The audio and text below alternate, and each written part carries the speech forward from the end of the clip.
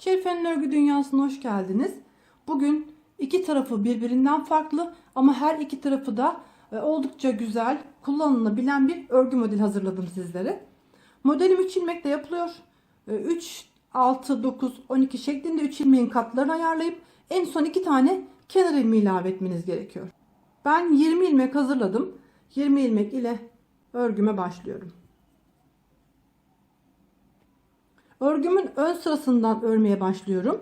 İlk sıradayım ve örgümün ön sırasındayım. Kenar ilmeğini örmeden aldım. 2 ilmeğin arasından giriyorum. Yeni bir ilmek alıyorum. Sonra bu 2 ilmeği birlikte düz örerek topluyorum. Devamındaki ilmeğe gelince ipimi ön tarafa alıyorum. İlmeğimin arka boşluğundan giriyorum. İpimi arka tarafa doğru çekerek bir tane ilmek oluşturuyorum. Sonra ilmeğin kendisini örmeden atlatıyorum.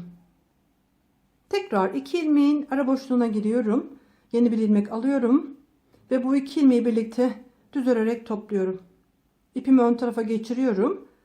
Arka taraftan ilmeğimin ara boşluğundan girerek buradan yeni bir ilmek çıkartıyorum. Sonra ilmeğin kendisini örmeden atlatıyorum. Sıra boyunca bu şekilde devam ediyoruz.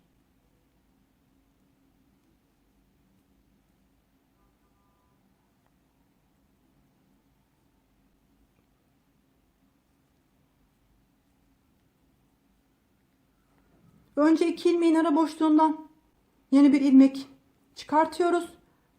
Sonra bu 2 ilmeği birlikte düz örerek topluyoruz.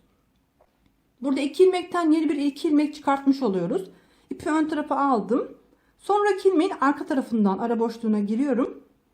İpimi arka tarafa doğru çekerek bir ilmek çıkartıyorum.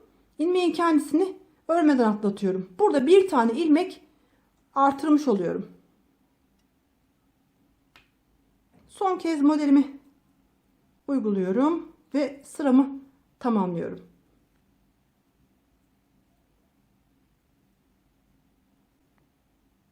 Kenar ilmeğini ördüm.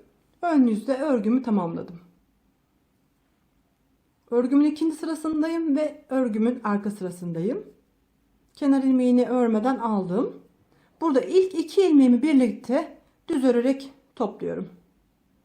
Sonraki 2 ilmeğimin ara boşluğundan bir tane yeni ilmek çıkartıyorum ve bu 2 ilmeği birlikte düz örerek topluyorum. Sonraki 2 ilmeği birlikte düz örerek tek sayıya düşürüyorum. 2 ilmeğin ara boşluğundan yeni bir ilmek alıyorum ve bu 2 ilmeği birlikte düz örerek topluyorum. Burada 2 ilmeği topladığımız bu 2 ilmek, bir ilmekten 2 tane ilmek çıkarttığımız bölüm. Bunu tekrar tek ilmeğe düşürmemiz lazım. Burası 2 ilmek olan bölüm. Burayı tekrar 2 ilmek olacak şekilde örüyoruz.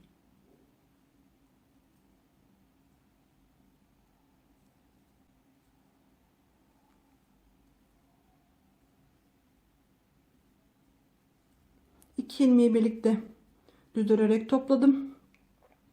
Sonraki 2 ilmeğin ara boşluğundan yeni bir ilmek çıkartıp bu 2 ilmeği birlikte düz örerek topladım. Böylece kenar ilmeği ile arka sırada örgümü tamamlamış oldum.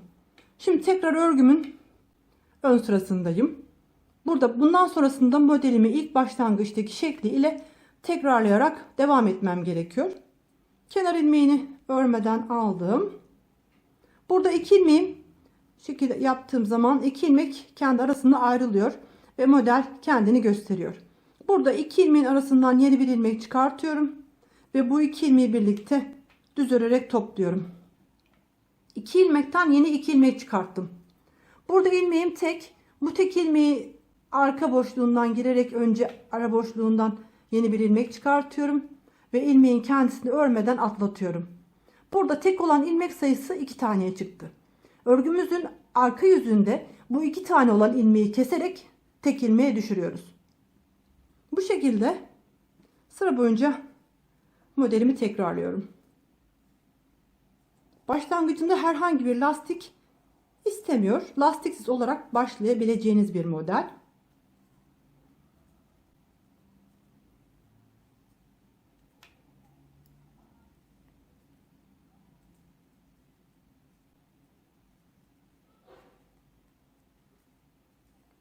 Tekrar son 2 ilmeğin arasından yeni bir ilmek aldım ve bu 2 ilmeği birlikte topladım düz örerek.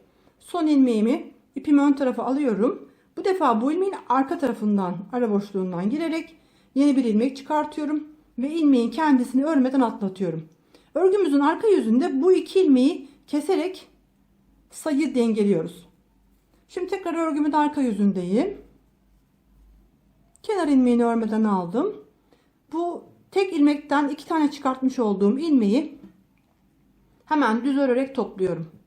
Sondaki 2 ilmeğin ara boşluğundan yeni bir ilmek çıkartıyorum ve bu 2 ilmeği birlikte düz örerek topluyorum. Bu şekilde 2 tane çıkarttığımız ilmeği düz örerek kesiyoruz. 2 tane olan ilmeği ise 2 tane olacak şekilde sıra boyunca örmeye devam ediyoruz.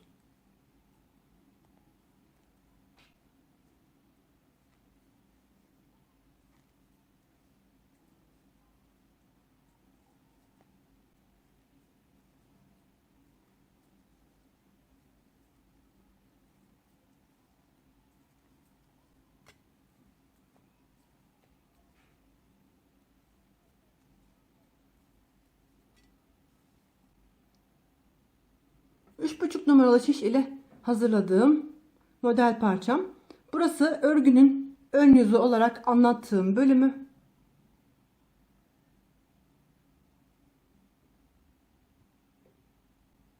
Burası örgümüzün arka yüzü olarak anlattığımız bölümü. Orijinalinde burası örgümün arka yüzü idi. Ben de aynı şekilde anlatmak istedim. Ama dediğim gibi her iki yüzü de birbirinden farklı ama her iki yüzü de kullanılabilecek bir örgü modeli. Başlangıcında herhangi bir lastik modeli kullanmadım. Bu yüzden herhangi bir kıvrılma yapmadı. Örgümüzün ön yüzü arka yüzü diyerek anlattığım ön tarafı bu kısmı.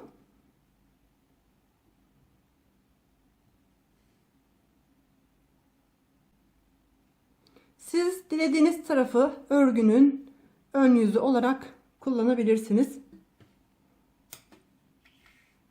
Herkese kolay gelsin.